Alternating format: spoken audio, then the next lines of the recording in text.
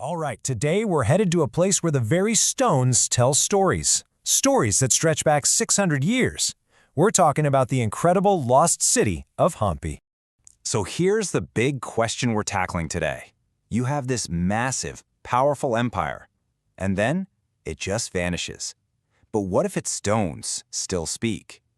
The Vijayanagara Empire was, no joke, one of the most magnificent on the planet. So let's find out what its silent stones have to say. Okay, let's begin. Picture this. We're walking through the silent corridors of Hampi. It's kind of hard to imagine now, but this was once the booming, magnificent capital of the powerful Vijayanagara Empire. I mean, the contrast between then and now, it's just staggering. Think about it. Back in the 15th century, this was one of the richest cities on Earth.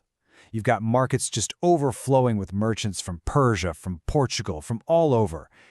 And now, it's all silent corridors. The wind is the only thing moving through these broken temple halls. You've literally got monkeys sitting where kings once ruled. It's wild. And that really gets to the heart of what it feels like to be there. Seriously, if you just stand still and close your eyes, you can almost hear it all. The echoes of the past, temple bells ringing, the sound of Sanskrit chants in these massive granite halls, merchants haggling in like a dozen different languages. These ruins, they're not dead. They are absolutely alive with stories. So, okay, before we can even get to how it all came crashing down, we have to understand just how high it soared. Let's take a look at the sheer scale and splendor of the Vijayanagara Empire when it was at its absolute peak. You know, we actually have accounts from travelers back then, and they were just completely blown away. They wrote about a city that was bigger than Rome at the time, wealthier than a lot of European kingdoms. They talked about markets just packed with diamonds, silk, all kinds of incredible spices. So this wasn't just some regional capital. Oh no, this was a global powerhouse, a true center of commerce. And if you want to put a number on it, just to get a sense of the scale, we're talking about a city that sprawled across 25 square kilometers. That is massive. And it wasn't just a random collection of buildings. It was meticulously planned, with these grand avenues connecting temples, palaces, markets, the whole shebang. And then it all just stopped. A sudden, violent end. In 1565, the Battle of Talikota happened, and it was absolutely catastrophic. It changed everything. After that defeat, the city, this incredible, thriving metropolis, was systematically destroyed. We're talking within months, it was turned into the ruins we see today. The collapse wasn't slow, it was swift, and it was total.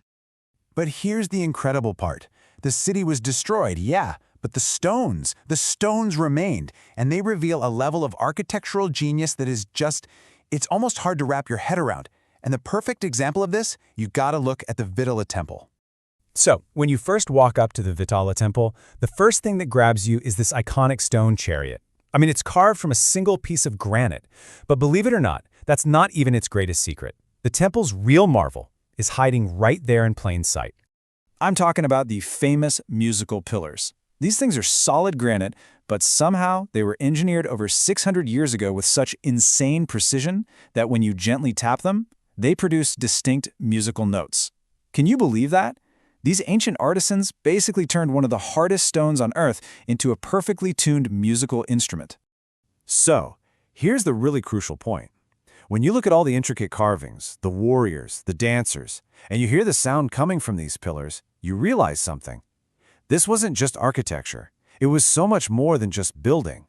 It was a civilization's entire knowledge, its art, its soul, all of it, carved right into stone. Okay, from the temple, let's head deeper into the very heart of the empire's power, the royal enclosure. This is where the big decisions were made, the ones that shaped the course of South India. And once you're inside this enclosure, you can really see just how sophisticated this empire was. You've got the elegant Lotus Mahal, for example, which is this gorgeous blend of Islamic arches and Hindu architecture. And nearby, you see places like the Queen's Bath and this towering platform called the Mahanavami Dibba, and they give you this little window into the incredible ceremonies and festivals that were central to royal life. Now, today, it's mostly just stone foundations left, but when you stand there right where the king once sat and you look out, you can still feel it. The immense power, the scale of the empire he commanded, even in the ruins, that feeling of grandeur is just, it's palpable. All right, so we've talked a lot about ruin and silence and a lost empire. But there's a really powerful twist in Hampi's story. It's a story about incredible resilience and a faith that was never broken. Because think about it, the entire capital city was destroyed, completely. But one sacred place, one place never fell silent. And that place is the Virupaksha Temple. Even as the rest of the city was burning to the ground back in 1565, the devotees protected this one sacred site. And get this, worship here has continued without a single interruption ever since. Today, you can go there and see pilgrims gathering, hear the bells ring and the prayers echoing, just like they did hundreds of years ago. And we're not just talking a few centuries. The history of worship on this very spot goes back more than 1,000 years. It's a living connection to the past. It's like a spiritual pulse that just kept on beating, right through the rise and the devastating fall of an entire empire. And when you're there, standing in that living temple, surrounded by silent ruins, you realize something pretty profound. Empires, well, they can fall. Their power can vanish in a flash. But faith, culture, devotion, that can endure through pretty much anything. So what's the takeaway from all this? Why do these ancient stones still matter? I mean, why should we care about them today in our super fast-paced digital world? Well, Hampi is so much more than just a cool place to visit. It's a powerful reminder of how resilient a culture can be. It's a story told through mind-blowing architectural brilliance, through this deep, unbroken spiritual continuity, and an identity that somehow survived total devastation. And that kind of leaves us with one final thought. As you watch the sun set over those iconic boulder-strewn hills, you realize something. Hampi was never truly lost. It was just waiting.